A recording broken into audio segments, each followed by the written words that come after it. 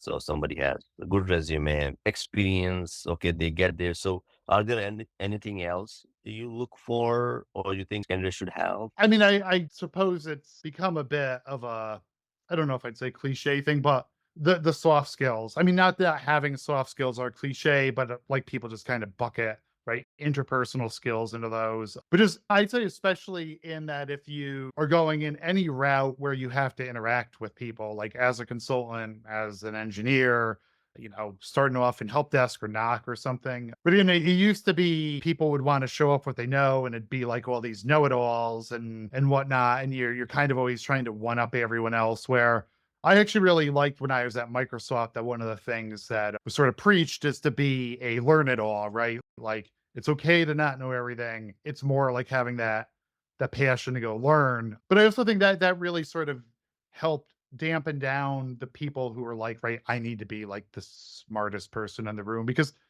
but it can be off-putting. You can't be condescending to end users, especially if you want, back to what we're talking about, to get them to, right, help you on your security journey, you've got to work with them. So you need to understand how to sort of think like them, how to understand what they do for work, and I think a lot of that becomes that interpersonal communication skills.